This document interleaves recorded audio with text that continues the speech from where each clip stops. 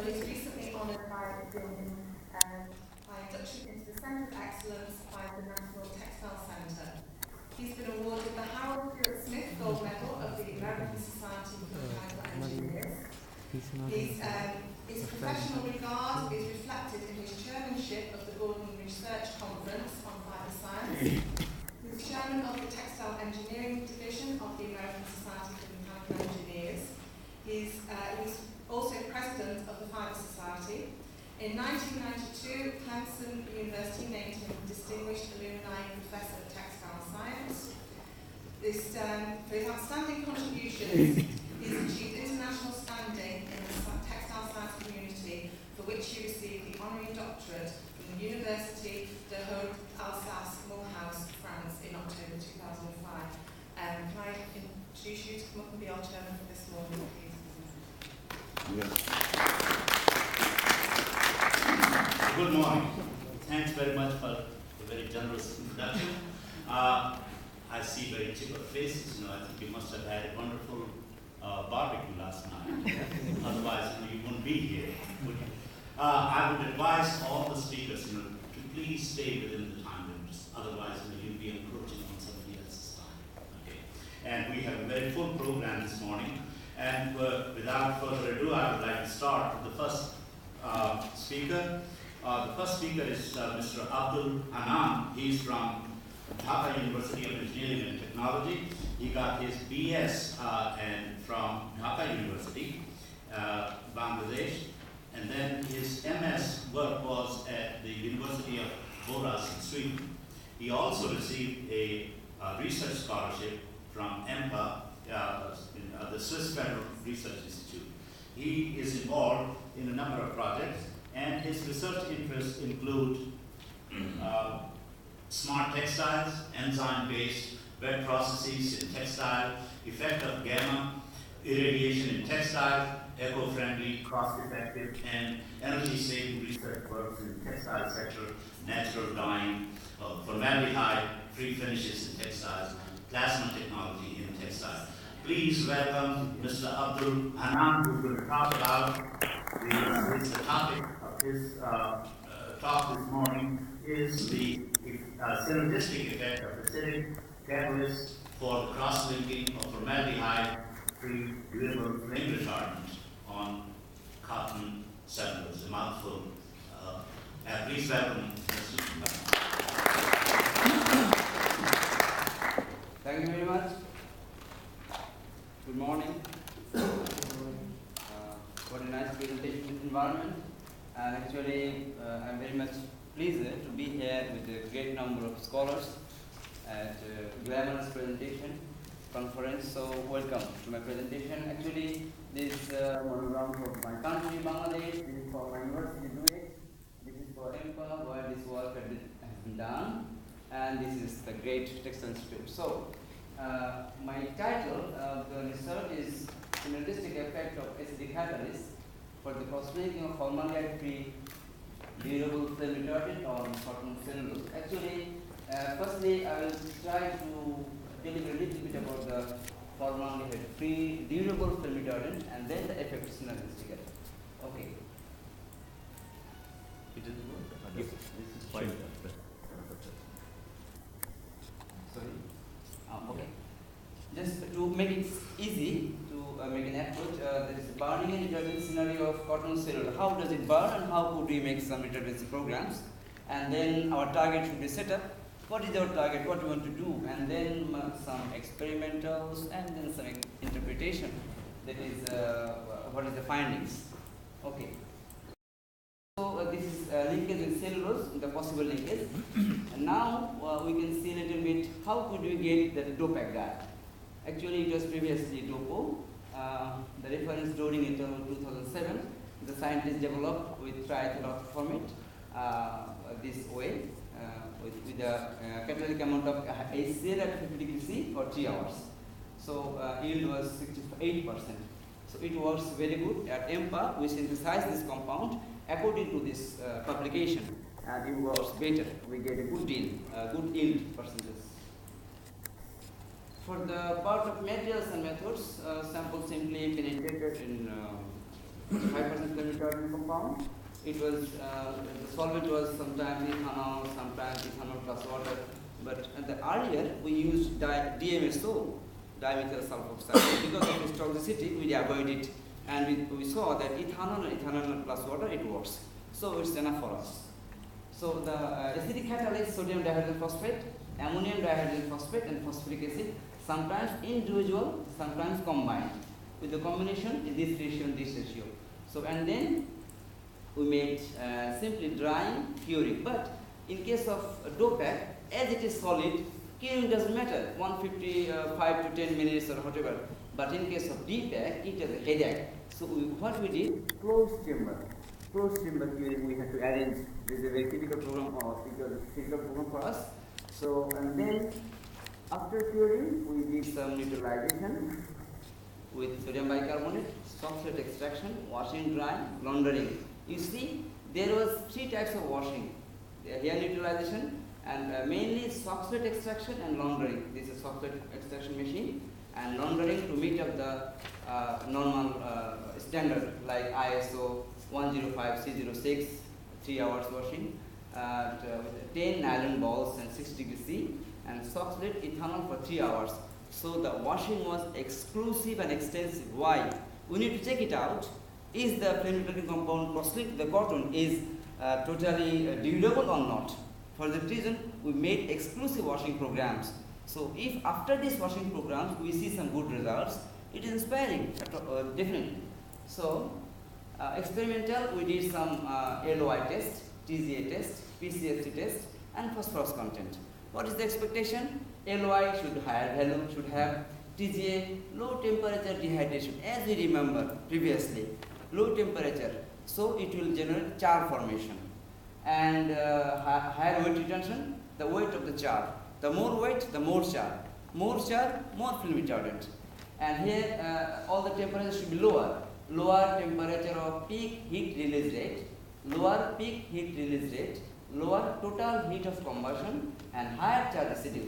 This char residue will get it out, and then will just make a weight. But these 3 guys will be available in the curve in the machine. And elemental analysis phosphorus content has higher phosphorus content. That means the barrier formation is okay. So if the barrier formation is okay, so higher temperature degradation will not occur. So low temperature dehydration will definitely occur. So this is our target. Here we see LOI. Actually, LOI means if we see the basic theory of ignition, there is a limit, lower explosion limit of fuel and oxygen. So fuel and oxygen combinedly creates the ignition. If we make some barrier on the fuel, so fuel will work less. So what to do for the ignition? Oxygen needs to get higher percentage. So fuel is getting down, oxygen will get up. Fuel is getting down, oxygen getting up. So this is the result of flame retardancy. Actually, I had a video here. Unfortunately, I could not show in this video. In this video, I tried to show that how we did get the LOI value to 3.2 after explosive washing and laundering. It is an inspiring, I would say. Blind cotton LOI is 18.5, and if we get 23, 4, 5 like this, it would be nice for us. So next, the limiting oxygen index for DPAC and DOPAC. After extraction, you see this slide is for after extraction, and next slide is after laundering. So in both of the cases, we see here the concepts of the I explained before, and the main concept. But the results we see in these are DPAC samples, DPAC treated. These are DOPAC treated. But here we see the individually catalytic effect, and this is synergistic effect. That is DPAC plus sodium dihydrogen phosphate and phosphoric acid. Here also in case of DOPAC, individual effect and catalytic effect, and that's all.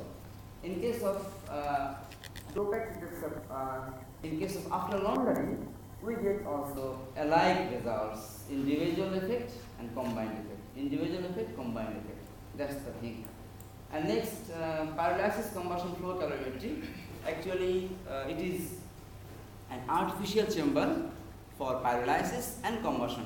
Here we see the weight of the sample is holding on, this chamber will get up, here pyrolysis occur, 750 nitrogen gas, and here the combustion occur, 900 degree C with nitrogen and oxygen also.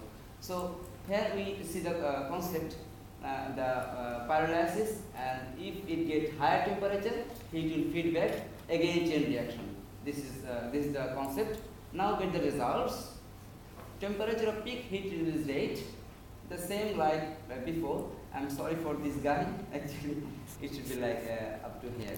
Okay, so you see cotton blank, it is very large, you see, the big guy, like my professor. But this treated guy like me, short guy, okay? So cotton blank is higher temperature of peak heat release rate, and you see treated fabric is, this guy is individual, so a little bit higher. This guy is combined, this red guy is combined, so very little. So good product, good result. So this is the way. I'm not going to explain a lot because all already here, just to take as food. Okay. And then if we see temperature of peak heat release rate, and in next slide you see total heat of combustion. You see this total heat of combustion. Alike here we can see this cotton blank, again the big guy, and the individual a little bit slight less, but the synergistic effect, that is the combination, it gets the very less value. So this is inspiring, okay? And in case of low pack also the same, but a little bit not so far.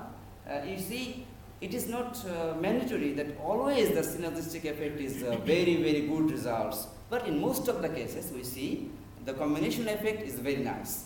Okay, then we summarize this. Combined is very less, then individual, then cotton blank in this way.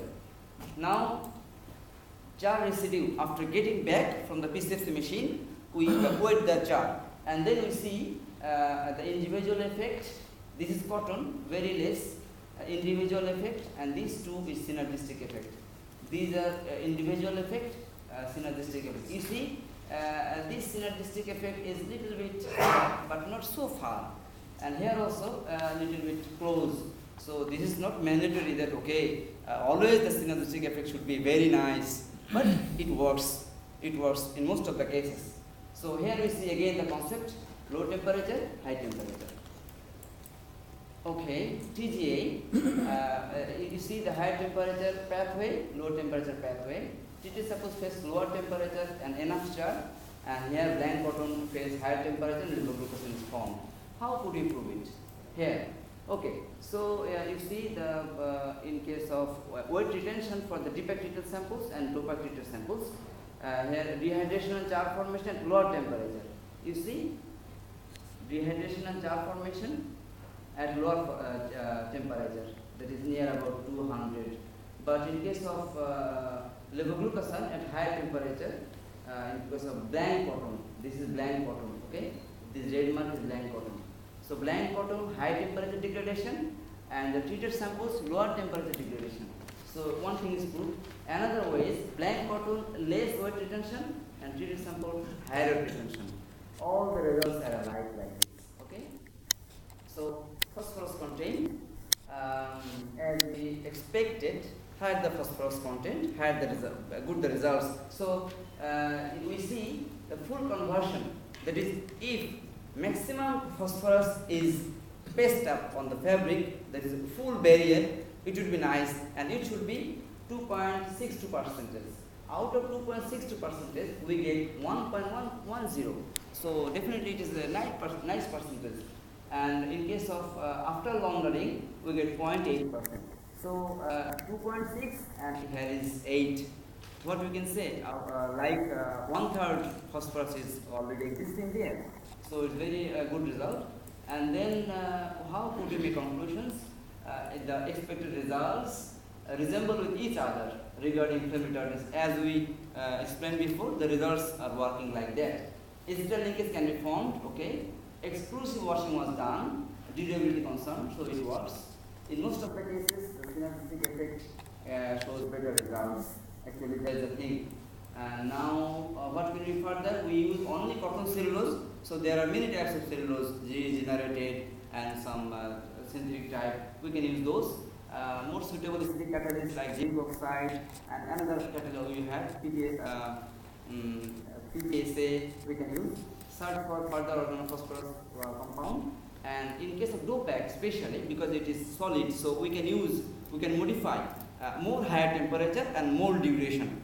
But as I didn't have enough time, I could not do those programs. Okay, thank you very much unceasingly, all the organizers, researchers, and especially acknowledgement to my supervisors of EMPA who actually made the contribution to me for this program. And that's all. Is there questions? And welcome to Bangladesh.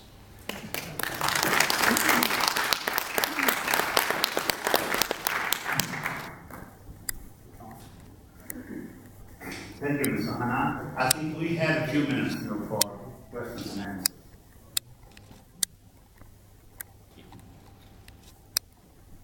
Please identify yourself where you're from. I think it makes it easier for people to know who you are. Jessica Connell, Ministry of Defence. Did you do any washing temperatures higher than 60 degrees? Yes, please. Did you do any of your laundry? Yes. Higher than 60 degrees? Did you do any higher? No, 60 degree only, because the ISO method suggested that.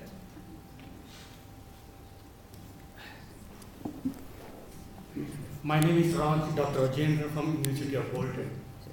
That was a very excellent presentation. The thinking is, actually, when you are dipping, normally the usual procedure is of adding, drying, curing. Yeah. That's a continuous process. But you immerse your fabric for 30 minutes. Yes. Is there any specific reason for that? Any specific? Reason why? Oh, actually, Because in the conventional process, Yes. just when you dipping means that is dipping, padding, curing. Yes. That's a continuous industrial process, Yes. very well established over a number of years. yes. So you dipped your fabric for 30 minutes. Yes. So why? Actually, What? we wanted to make the maximum use of the solution. If we make it a penetration condition, Yeah. so we don't need enough solvent. We don't need only 10 milliliter for 4 gram fabric. If we pad, we cannot use maximum use percentage of solvent. For the use of maximum percentage of solvent, we just use this process. Yeah, in my opinion, if your fabric is highly absorbent means, Yes. just 5 minutes is more than enough. Okay. It normally absorbs. Yeah, we can definitely we can adapt this. Yeah, and one more question is okay. But yesterday we were discussing with all the natural polymers and all these things. Yes. So is there any natural flame retardant polymers? Have you thought of that using in your work? In this concern, actually, I would like to say maybe I didn't. Is there any natural polymers around for the flame retardant? Natural polymers around. Yeah, for example. To my learning, not so much. Right. Natural polymers, not so much. Okay, thank you. Welcome. Thank you very much, sir. Any other question? If not, please join me in thanking Mr. Hannan.